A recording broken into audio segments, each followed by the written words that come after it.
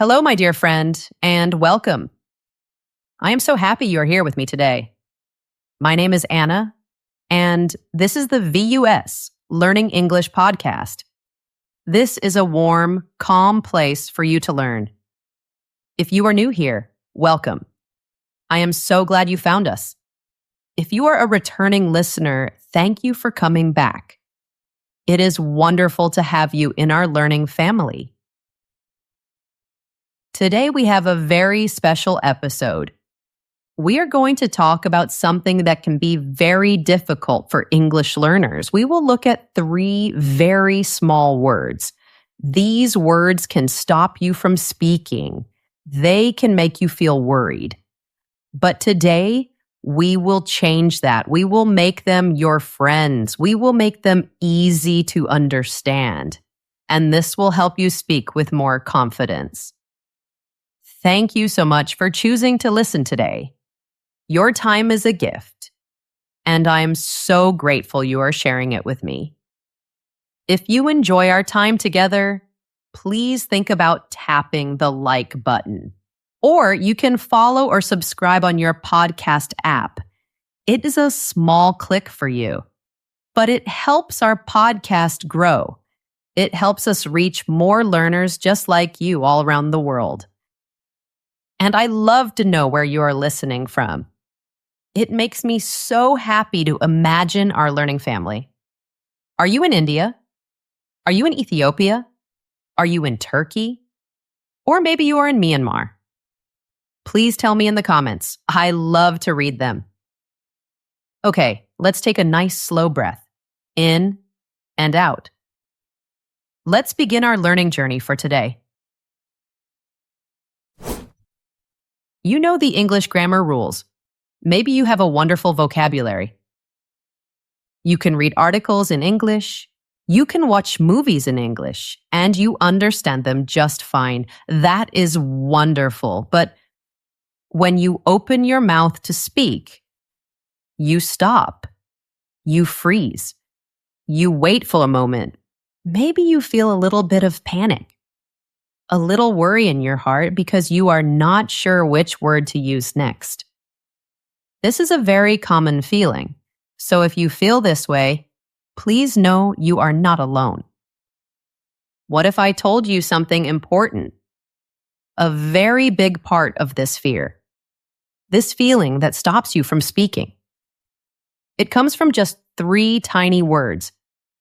Words you see and hear every single day. Today, we are going to take away the power these words have over you. We will make them easy. We will turn them from something that makes you worry into a tool that helps you speak better. And we will do this without memorizing any new grammar rules. No charts, no difficult lists. Stay with me, because the answer is much easier than any textbook. It is something you can feel. It is a terrible feeling, isn't it?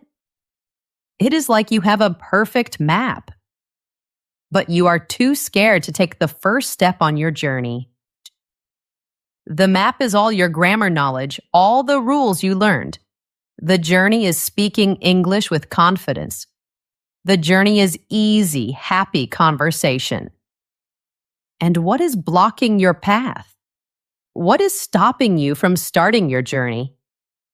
It is 3 little words, 3 little gatekeepers. They are be, been, and being. Let's say them together slowly. Be, been, being. These 3 words are all from the same family. They are all forms of the verb to be. The verb to be is the most common verb in the English language. It is everywhere. And because these 3 words are from the same family, and because they sound so similar, they create a lot of confusion. They make learners feel lost. So why are they so difficult? Let's talk about it. First, the way we use them is very small and delicate. It is often based on the situation. It is based on a feeling. It is not just about strict rules.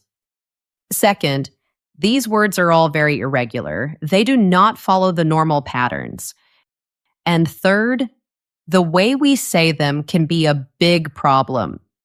It is especially hard to hear the difference between been and being. Been has one syllable. Being has two syllables. We will practice this later, don't worry. For many years, you have probably tried to memorize charts. Maybe your teacher said, use this word with perfect tenses. Or, use that word for continuous tenses. And yes, that information is correct. It is true, but it is not how native speakers think. We do not think about grammar rules before we speak. We do not do a grammar check in our minds. We use these words based on their feeling. Each word has a special job, a special personality. And that is the secret we are going to learn today. We are going to stop memorizing, and we are going to start feeling. We are going to use our intuition. We will give each of these words a special name, a special job. This will help you remember. We will call be the dream word. We will call been the experience word. And we will call being the right now word. By thinking about them in this new way, you will start to feel which one is the right one to use. And that feeling is the real key. That feeling is how you find true fluency. So let's take a deep breath together. Let go of the worry about grammar. Let go of the fear. Let's finally master these 3 tiny, powerful words. Let's do it together, once and for all. Section 1. The first killer word, be the dream word. Let's start with the first word, the foundation. The word is be. I call this the dream word, or you can call it the idea word. Why? Because the word be is almost never about what is real right now.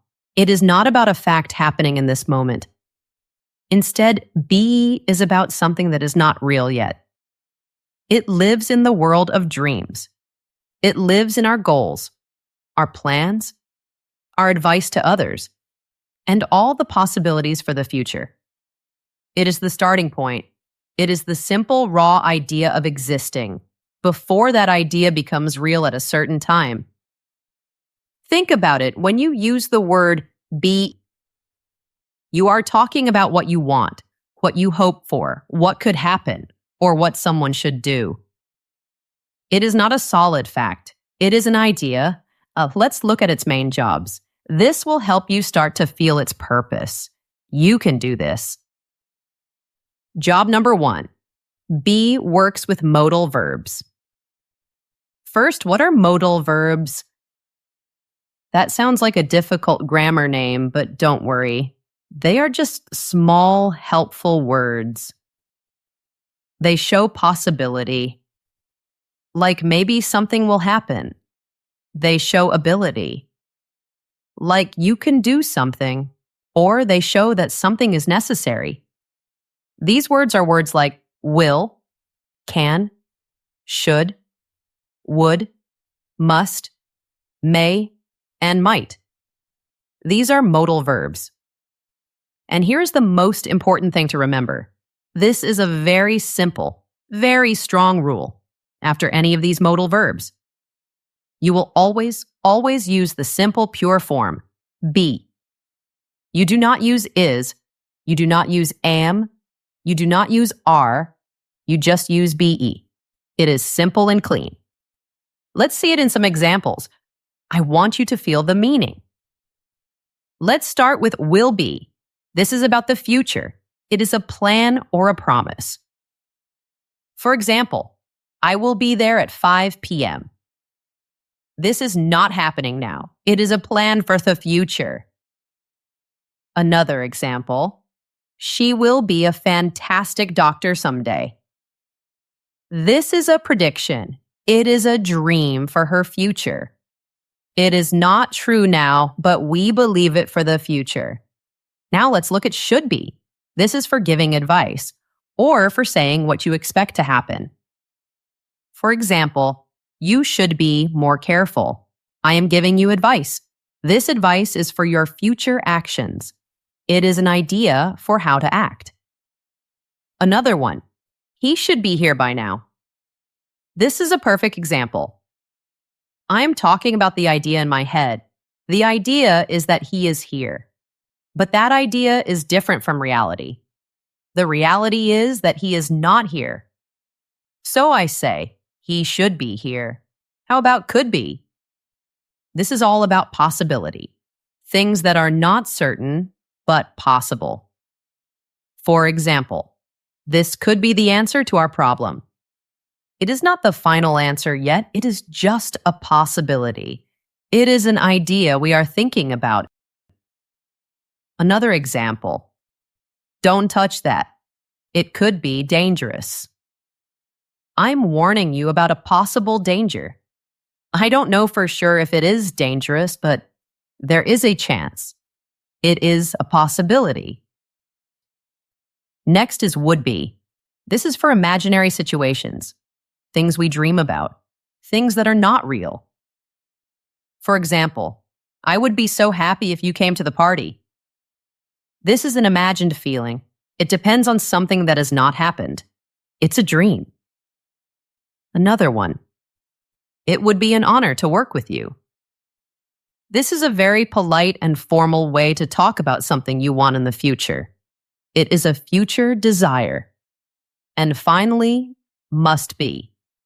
This is for a very strong logical guess or for a very firm rule. For example, you have been traveling all day. You must be exhausted. I am not you, so I do not know you're feeling 100%, but I am making a very strong guess. My guess is logical. It makes sense. You traveled all day, so my idea is that you are tired. Another one. You must be over 18 to enter. This is a firm rule. It is an instruction. An official idea you have to follow. Do you see the pattern? Do you feel it?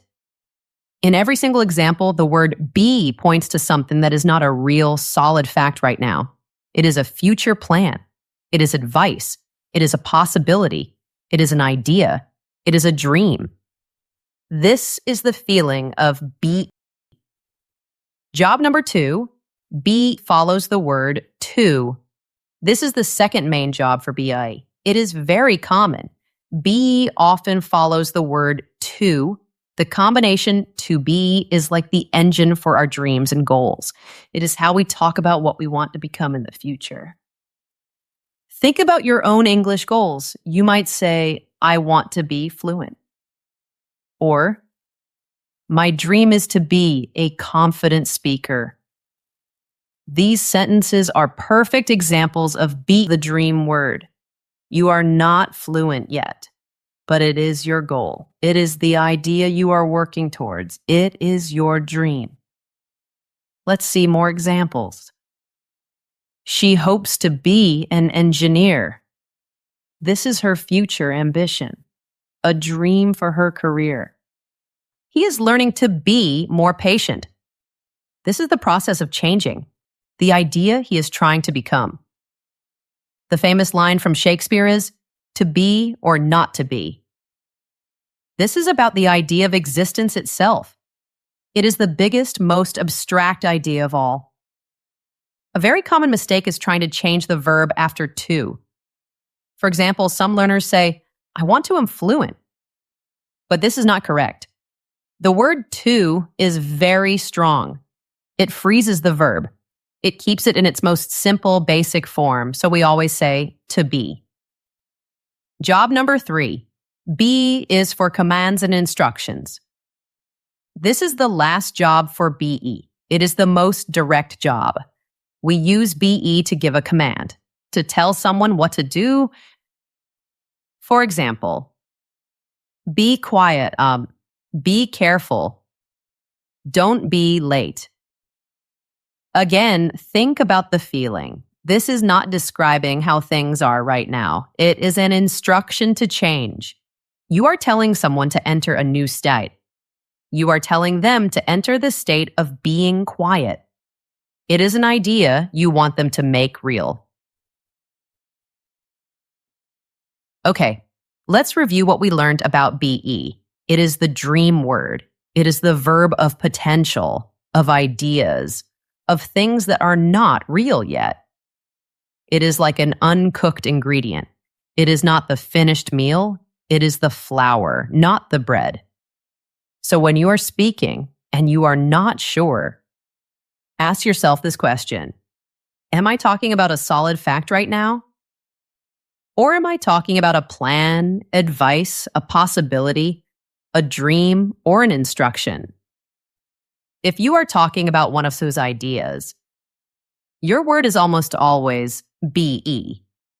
You're doing a great job. Let's take another slow breath. We have learned one word. Now let's look at the next one.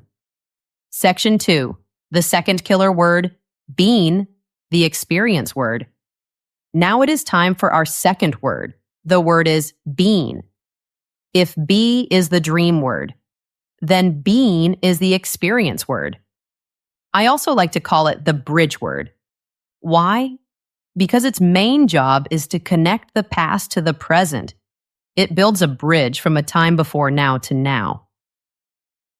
Ben tells a story that started in the past, and that story is still important now.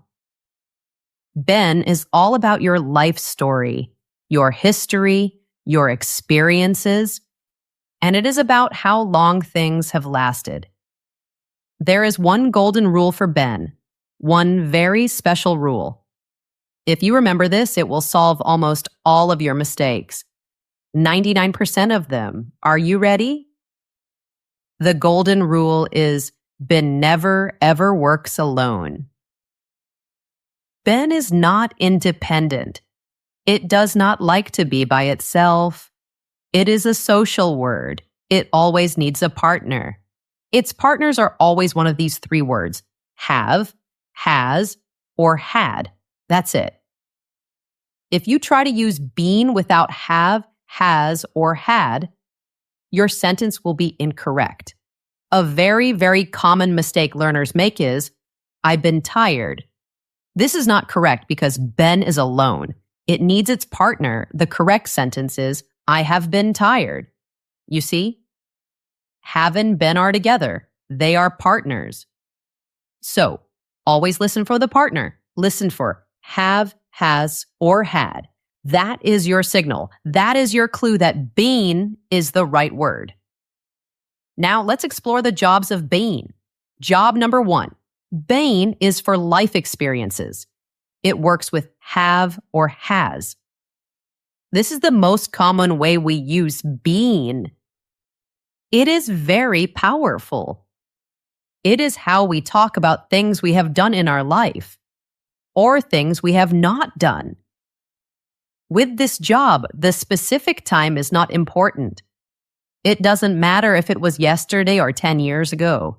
The experience is the important thing. The fact that it is part of your life story, this is called the present perfect tense.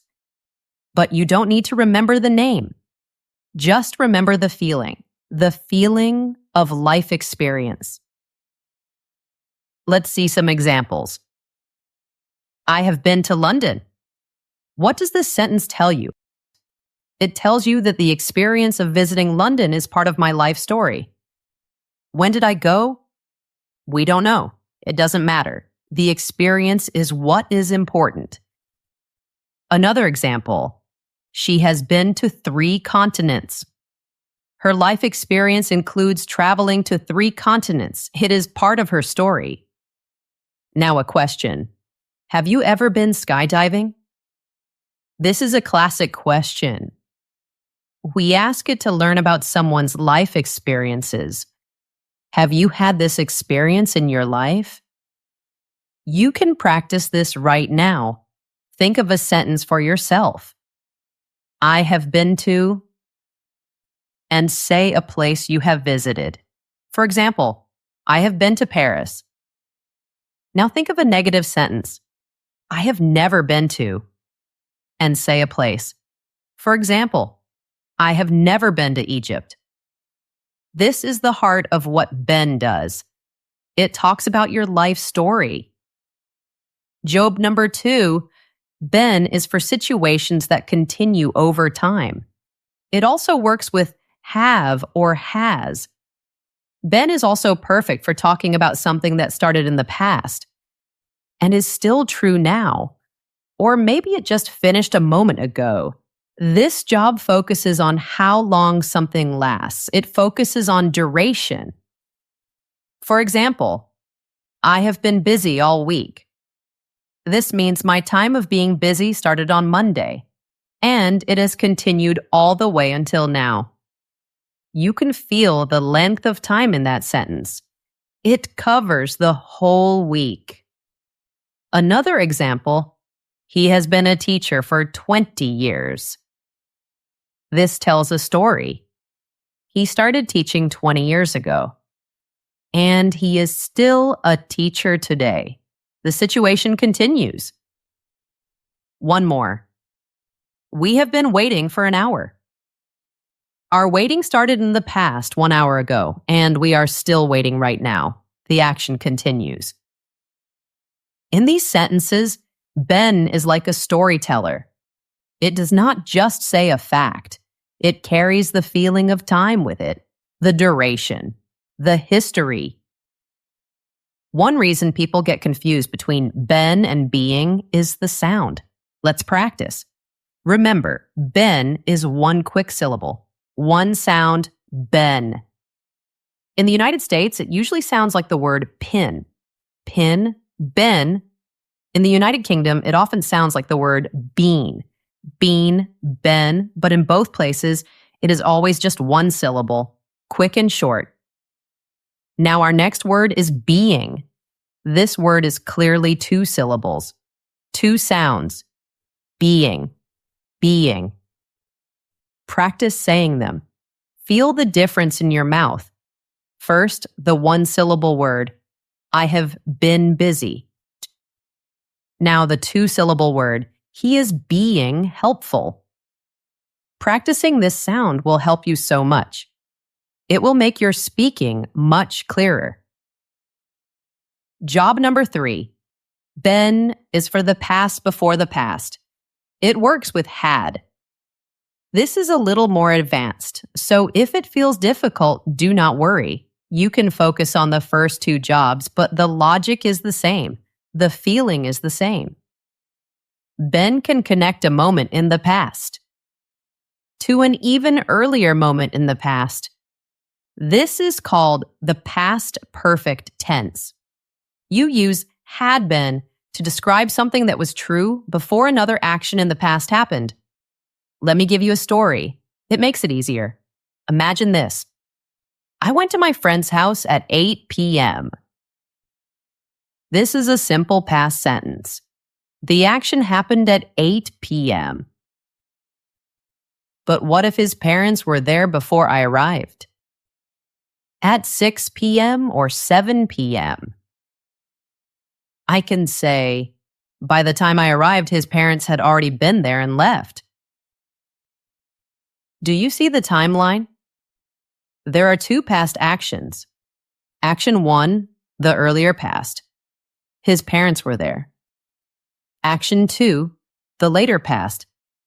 I arrived. The phrase had been shows us what happened first. Here's another example.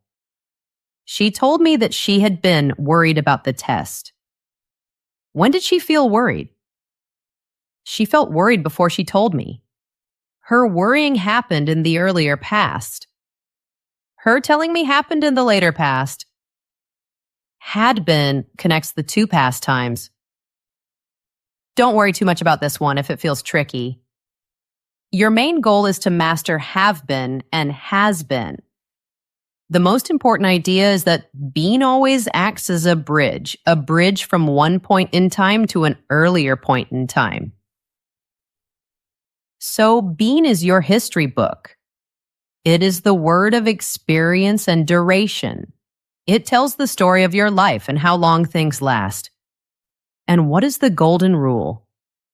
It must have a partner. The partner is always have, has, or had. When you want to talk about your life experiences or a situation that has lasted for a while, been is your word. You are doing wonderfully. One word left. Let's go. Section 3. The third killer word. Being the right now word. And now we have arrived at our final word, maybe the most interesting word. The word is being. So let's review our personalities. Be is the dream word. Bien is the experience word. And being is the right now word. It is all about this moment. It is about temporary action. Action that is happening now and will stop. It is about current behavior, and it is about situations that are in progress. Being is like a movie. It is not a still photograph. It is moving. It is active. It is dynamic. Learning to use being well is a very big step. It will help you sound more natural. It will help you sound more emotionally intelligent in English, because its best trick is talking about temporary behavior. Job number 1. Being is for temporary behavior. I call this the politeness tool. This is the most important, most game-changing use of being. Let's compare two sentences. Listen carefully to the difference in feeling. Sentence 1, you are rude. Sentence 2, you are being rude. What is the difference? The difference is huge. It is massive. If I say, you are rude, it sounds like I am judging your whole personality. It feels permanent. It feels like an attack on who you are as a person. It is very strong and can be hurtful. But if I say, you are being rude, the feeling is completely different. This is not about your personality. It is about your behavior right now, in this moment. It suggests that this is not how you normally are. It implies that I know you are usually a kind person. This leaves space for you to change your behavior. It is an observation about a temporary action, not an attack on your character. This is an incredibly powerful tool for communication. It lets you talk about negative behavior without attacking the person. It is much more polite and gentle. Let's look at more examples. Why are you being so quiet today? This question suggests you are not usually this quiet. This is temporary. Is something wrong? It shows that you notice a change in behavior for a short time. The kids are being really good this morning. This highlights their good behavior right now in this specific morning. Maybe yesterday they were not so good. The good behavior is temporary and happening now. Stop being so silly. This is a command, but it's a command to stop a temporary action. Stop this silly behavior you're doing right now. To use this correctly, remember this little rule. When you use being to talk about behavior, it needs a buddy word before it. Words like am, is, are, was, or were.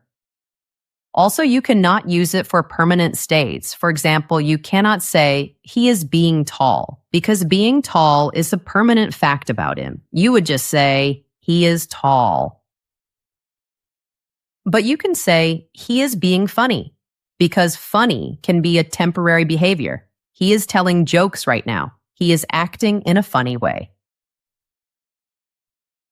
Job number 2. Being is used in the passive voice. It means something is happening to an object right now. This sounds technical, but the idea is very simple. We use being when we want to say an action is happening to something right now. The focus is on the thing that receives the action. Here are some examples. It will make it clear. Dinner is being prepared. What does this mean? Right now, in this moment, someone is in the kitchen. That person is preparing dinner. But our focus is on the dinner, not the person. The action is happening to the dinner now. My car is being repaired. Where is my car? It is at the garage, and the mechanic is working on it right now as we speak. The action of repairing is happening to my car at this moment. The new employees were being trained when I walked in. This describes an action that was in progress in the past. When I walked in, a past moment. The action of training was happening to the employees. It was in the middle of happening. The structure for this is always the same, a form of to be, like is, are, was, were, plus being, plus a past participle verb, like prepared, repaired, trained. Job number 3, being, can be a noun. We call this a gerund. This means the word being can act like a noun, a thing, or an idea. This usually happens at the beginning of a sentence. It represents the act or the idea of something. For example, being a teacher is a rewarding job. In this sentence, being a teacher is the subject. It is the main idea of the sentence. It means the act of being a teacher or the job of a teacher. Being patient is essential for learning a language. Here, being patient is a concept, an idea. The idea of patience is the important thing. Being a parent has taught me so much. The state of being a parent is the teacher, the whole experience of parenthood. This is a more advanced way to speak, but it is very common, and it helps you express complex ideas in a simple way. Job number 4, being, comes after prepositions. Finally, a very simple and useful rule. After small words called prepositions, words like for, after, without, by, and of, you almost always use the ing form of a verb. So for the verb to be, that form is being. Let's look at examples. Thank you for being so understanding. After being sick for a week, I finally felt better. He won the award for being the most dedicated employee. I love the feeling of being on a team. This is a simple rule to remember. If you have a preposition and you need a form of to be after it, use being. Summary of being. So being is the action hero of the to be family. It is alive. It is moving. It is active. It describes what is happening right now. It describes temporary behaviors, and it describes actions that are in progress. It is also your secret weapon, your tool for polite, smart, and kind communication. You have learned all 3 words. You have done an amazing job. Okay, we have given each word its own job, its own personality. Be is the dream word. Been is the experience word. Being is the right now word. Now let's see them work together. Let's see them in a short story. Listen to how each word does its special job. My biggest goal has always been to be completely fluent in English. Did you hear it? To be. This is the dream, the goal. For a long time, I was nervous. I felt like I had been studying for wars without getting anywhere. Had been. This is the experience leading up to a past point of feeling nervous. The past before the past. But I have been practicing every single day for the last 6 months. Have been. This is an action that started in the past, 6 months ago, and continues to now. It's a duration, an experience. Lately, I feel a change. When I speak now, I just focus on being confident in the moment, even if I make mistakes. This is a temporary conscious behavior. Being confident is the action I'm doing right now when I speak. Yesterday, my teacher told me, "You are being much more expressive." And that made me so happy. Being. The teacher is commenting on a temporary positive change in my behavior. I am acting more expressive now. Being a language learner is a long journey, but it's totally worth it. Being. Here it is a noun, a concept. The act of being a learner. Do you see how each word plays its own unique role in the story? The dream. To be, the history. Had been, have been. And the right now moment. Being. They all come together to tell a complete story. They are not enemies. They are a team. Let's do a final simple review. Forget the grammar names for a moment. Just remember the feeling, the personality of each word. Number 1, be. This is the dream word. Use this for ideas, goals, plans, advice, and possibilities. It is abstract. It is not happening now. It is about what could be, should be, or will be. Number 2, been. This is the experience word. Use this for life experiences, history, and things that last over time. It connects the past to a later time. And what is the golden rule? It always needs a partner, have, has, or had. Number 3, being. This is the right now word. Use this for temporary actions and behaviors, things that are happening at this moment. It is active and in progress. It is your tool for talking about temporary behavior in a polite way. My dear friend, the biggest mistake you can make is not using the wrong word. The biggest mistake is staying silent because you are afraid. Every time you open your mouth to speak, you are practicing. Every sentence is a step forward. Every word you say is a victory. You are moving towards your dream of fluency. Now, it is your turn to practice. This is a safe and friendly space to try. In the comments below, I have a small challenge for you. I want you to write just one sentence, only one. Use be, been, or being. You can tell me a dream you have. You can share an experience you have had. Or you can tell me something you are doing right now. Also, please tell me, which of these 3 words is the most difficult for you? Is it be, been, or being? I will read every single comment because your journey is important to me. Your voice matters. Remember, English is not a test you have to pass. It is a tool you get to use. It is about connection with other people. It is not about perfection. Be helps you talk about who you want to become. Your dreams. Ben helps you share the story of where you have been, your history. And being helps you describe who you are in this very moment, your now. These 3 words are not your enemies. They are not killers of fluency. They are powerful tools, and they are waiting for you to use them. Thank you so much for learning with me today. You did a wonderful job.